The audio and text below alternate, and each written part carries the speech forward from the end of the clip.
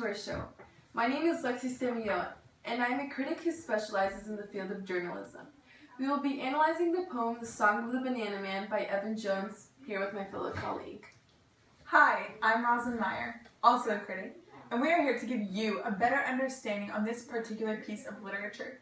Today we will interpret the poem and analyze its contents. Our roles are designed to give a better understanding to those who might not be as capable of translating the Banana Man's expressions or statements. Hopefully, we will be able to give a more constructive exposition of the text. Tourist, white man, wiping his face, met me in Golden Grove Marketplace. He looked at my old clothes, brown with stain, and soaked right through with the pouring rain. He cast up his eye and turned up his nose. Alright, let's break it down. At this point in the poem, it is clear that the banana man has set up his stand in the marketplace and is selling bananas. When a white tourist approaches him, the banana man notices the white man wiping his face as if his surroundings are dirty, or that he is sweating due to the varying temperatures in Jamaica. However, when the tourist notices the banana man, he immediately turns up his nose. So basically, the tourist looks down upon the Banana Man, which is shown by his negative body language towards him. The Banana Man quickly depicts the tourist as a selfish, judgmental individual by his approach to him. It's obvious that the tourist man thinks he's better than the Banana Man. Even though they have not exchanged any words yet, he can still tell, just by his body language. He says, "You're a beggar man, I suppose. Boy, get some occupation. Be of some value to your nation." By the Banana Man's appearance, the tourist man makes the assumption that he is a beggar. He thinks this because the Banana Man has unclean clothes and is at a stand in the marketplace. And in the tourist man's eyes, this is not a reputable occupation. He takes just one glance at the banana man's brown-stained shirt and soaking wet clothing before coming to the vague conclusion that he must be a beggar.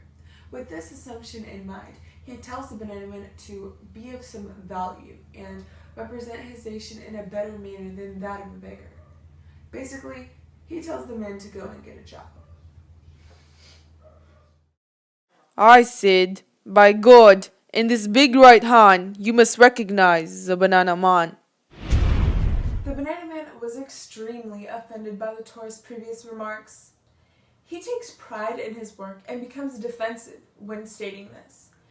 He wants to be recognized by this man, as he is by the citizens of Jamaica, as an honest and hard-working banana man. By saying by God in this big right hand, he asserts that he is who he is by the guidance and assistance of the omnipotent power of God and his own valuable, hardworking hands.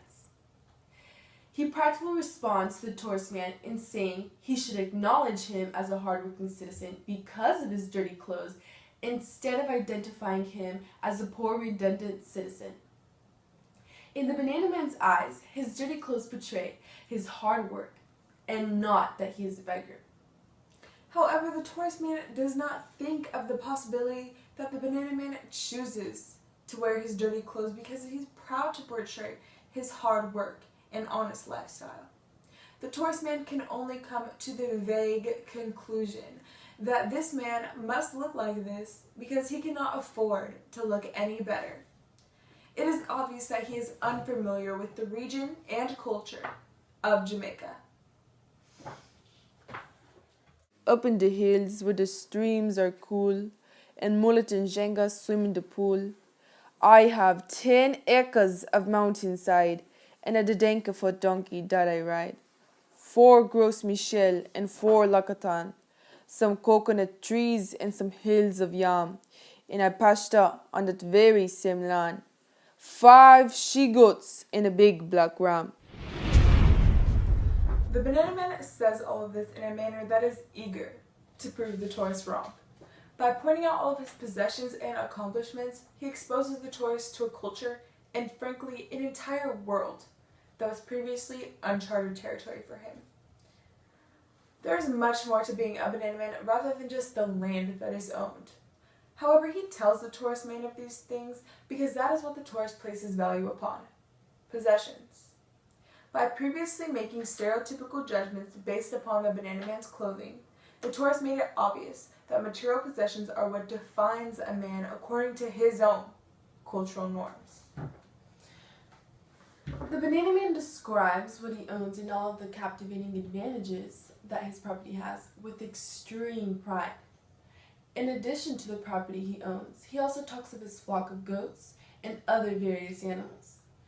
In his culture, the banana man knows that one should be acknowledged for having owned and achieved all of this. Yes, that's a very big deal.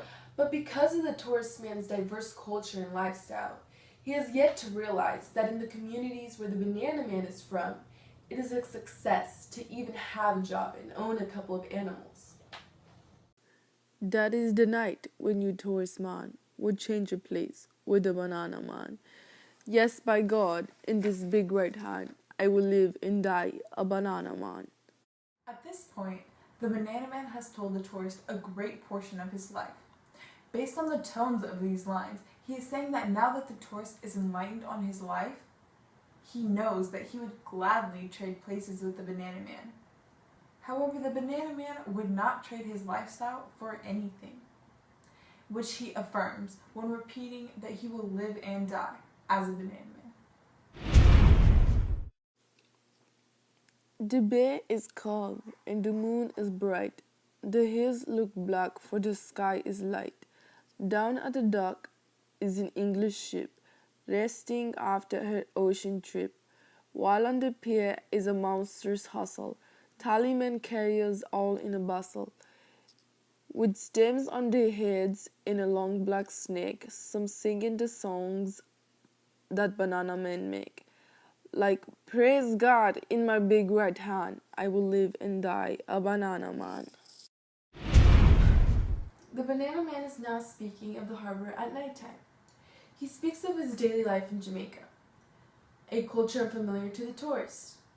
His life is full of diversity and tradition, and by the descriptive language that is used, he portrays the utter beauty of his surroundings. Then the payment comes and we have some fun. Me, Ezekiel, Breda, and Dumpy son. Down at the bar near United Wharf, we knock back a white rum, bustle laugh, fill the empty bag for further toil, with sadfish, breadfruit, coconut oil, then head back home to my yard to sleep, a proper sleep that is long and deep. Yes, by God, in my big right hand, I will live and die a banana man. This piece of the poem is just filling in the little details of the banana man's life so that the tourist may know how the banana man spends his time and what he does for recreation. This time is very special for the banana man because he finally gets to relax after so much hard work. I agree. So when you see these old clothes brown with stain and soaked right through with the Portland rain, don't cast your eye, nor turn your nose. Don't judge a man by his patchy clothes. The tones of defensiveness are increasingly evident in these lines, and the banana man really gets his message across, which is, don't judge a man by his appearance. Now the tourist finally knows the whole story behind the banana man's life, and it is almost the exact opposite of his initial thoughts. I'm a strong man, a proud man, and I am free, free as these mountains, free as the sea. I know myself, and I know my ways, and I will sing with pride to the end of my days. Praise God, in my big right hand, I will live and die a banana man. The banana man is a strong, free, and proud man. He is not a beggar, and the shallow opinion of those around him will not change the pride he has in his profession. He's a man of great value and true courage. I wish I was a banana man. I as well. Thank you for watching, and we'll see you next time. Wait. Just before we leave, I just want to tell the tourists that I think the banana man's shirt was very appealing. I'm sure the banana man is peeling fabulous in it. I'm going bananas with all these banana puns. Alright, we'll catch you next time on SLNC News.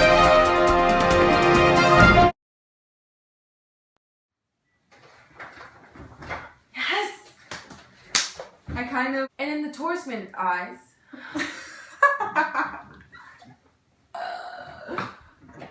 Gosh.